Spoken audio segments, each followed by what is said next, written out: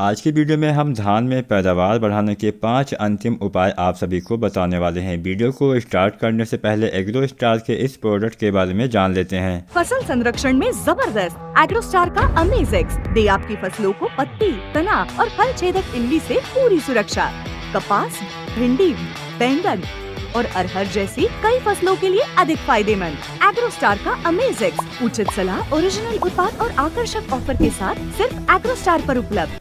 इसके बारे में अधिक जानकारी के लिए नीचे दिए गए नंबर पर आप कॉल भी कर सकते हैं या फिर एग्रो स्टार एप्लीकेशन भी इंस्टॉल कर सकते हैं या फिर नीचे कुछ और लिंक है वहां पे भी आप जाके चेक कर सकते हैं। तो चलिए आज की वीडियो को हम स्टार्ट करते हैं। जानते हैं धान में पैदावार बढ़ाने के 5 अंतिम उपाय हमें क्या क्या अपनाना चाहिए। सबसे पहले किसान भाइयों, यहाँ पर हम उन किसान भाइयों की बात करते हैं जिन्होंने धान की रोपाई काफ़ी देर से की है।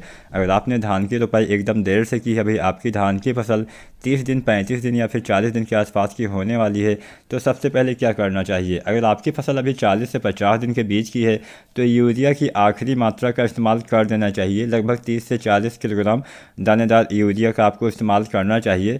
इसके साथ साथ किसान भाइयों, पोटास की आखिरी मात्रा का भी इस्तेमाल आपको 40 से 50 दिन की अवस्था में करना होता है। 15 से 20 kg पोटास भी आपको देना होता है। तो 2 खादें आपको देनी है 40 से 50 दिन की अवस्था पे, पहला यूरिया, दूसरा पोटास दानेदार। अब हम बात करते हैं, मान लीजिए आपकी फसल थोड़ा और कम दिन की, अगर आपकी फसल भी 25, 30 या 35 दिन की है, तब आप NPK 19-19-19 का स्प्रे भी कर सकते हैं। इससे कम तो फसल अभी होने वाली नहीं है। अधिक से अधिक कम होगी तो 30 दिन या 35 दिन की होगी। तो अगर 30-35 दिन की है तो 19-19-19 डालें। अगर फसल कमज़ोर है तो 12-61-0 का इस्तेमाल कर सकते हैं, जिससे जड़ें अच्छे से विकसित होंगी, ज़्यादा कल्ले आप ले पाएंगे। लेकिन अगर आपकी फसल 40 से 50 दिन की है तो यूरिया की आखिरी मात्रा, पोटास की अंतिम मात्रा आपको अवश्य देना चाहिए। अब हम बात करते हैं, अगर आपकी धान की फसल में आप पैदावार बढ़ाना चाहते हैं तो आपको क्या क्या करना चाहिए। सबसे पहले नमी आपको बना के रखनी होती है। किसान भाई, आप सभी को पता होगा धान की फसल को पानी वाली फसल भी बोला जाता है। बिना पानी के आप धान की खेती नहीं कर पाएंगे, कभी भी अच्छा उत्पादन नहीं ले पाएंगे।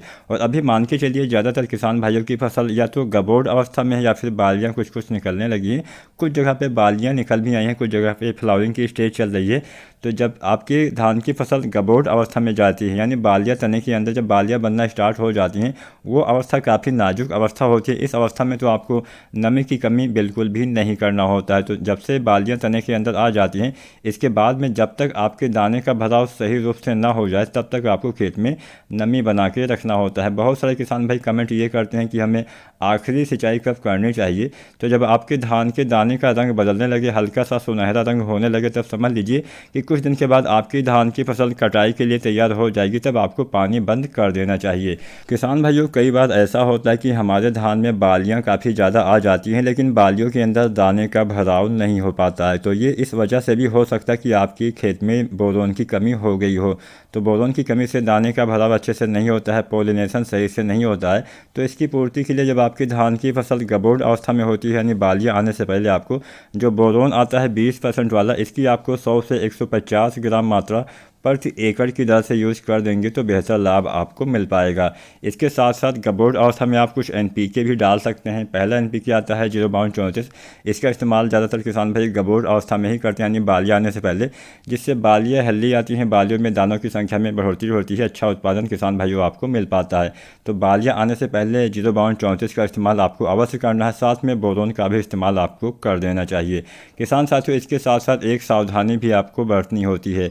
जब हमारी धान की फसल फ्लावरिंग की स्टेज में होती है, यानी फूल जब आते हैं, उस समय कोई भी चीज़ें आपको नहीं डालनी चाहिए। कोई भी NPK, कोई भी दवाओं का छिड़काव उस अवस्था में नहीं करना चाहिए। अगर उस अवस्था में आप कोई भी चीज़ें छिड़काव के रूप में अपने धान की फसल में डालेंगे तो उससे फ़ायदे की जगह नुकसान हो जाएगा। पोलिनेशन सही से नहीं होगा, जिससे दाने का भराव नहीं हो पाएगा। तो आपको ये गलती नहीं करनी है। समय से देखभाल करिए, समय से खादों का इस्तेमाल करिए।